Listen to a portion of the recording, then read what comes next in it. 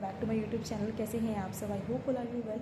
सो friends, आज की ये video DSSB TGT SST candidates की होने वाली है जो SST की प्रिपरेशन कर रहे हैं, और हम अपने पार्ट 2 को कैसे प्रिपेयर करें उसके बारे में आज हम जानेंगे।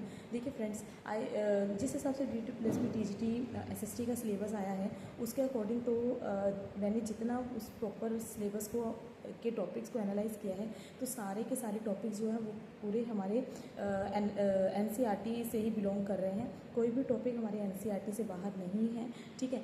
सो हमें क्या करना है, 6 से लेकर 12th की जितनी NCERTs हैं उसको प्रॉपर अच्छे से सब पढ़ लेना है।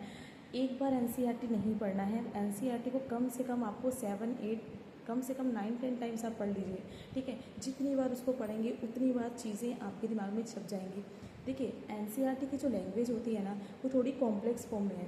जैसे जैसे आप 6, 7, 8 की तो आपको इजी लगेगी, जैसे जैसे आप 9, 10 की पढ़ेंगे, ठीक है, उसके बाद 11, 12 की NCERT की तरफ जाएंगे ना, तो इतनी कॉम्प्लेक्स फॉर्म में एक एक वर्ड का मतलब जो है ना वो समझना एक बहुत बड़ा चैलेंज हो जाता है, ठीक है। सो इस हिसाब से आपको क्या करना है, बहुत ब्रीफली एक एक वन लाइनर करके एक एक लाइन जो जो लिखा है, जो NCERT के बॉक्सेस बगल में लिखे होते हैं ना, वो ब्लू और येलो कलर में, उसको भी अच्छे से पढ़ना है।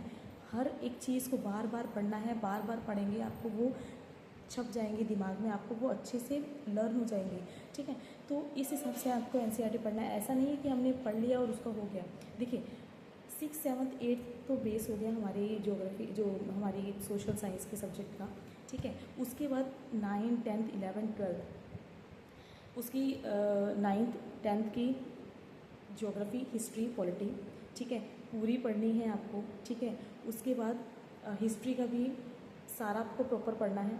अब नेक्स्ट आता है हमारा 11th 12th में आपको ज्योग्राफी पढ़ना है, 11th का पॉलिटी पढ़ना है, ठीक है, और 12th का ज्योग्राफी और पॉलिटी पढ़ना है। लेकिन हिस्ट्री क्या है ना, हिस्ट्री DSSB के एग्ज़ाम में ओनली मॉडर्न हिस्ट्री पढ़नी है।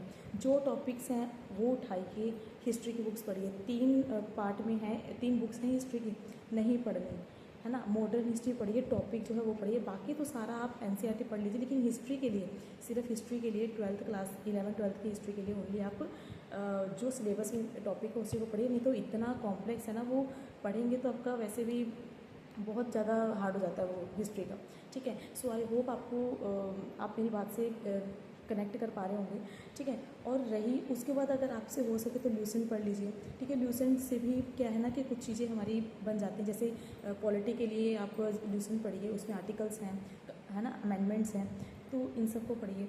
तो आई होप आप मेरी बात को समझ पा रहे होंगे और अपनी प्रिपरेशन को कंटिन्यू रखिए, और ताकि आप सबका एग्ज़ाम बहुत अच्छा हो, ठीक है। सो आई होप आपको ये वीडियो अच्छी लगी होगी। If you like my video then like it and subscribe my channel. Thank you.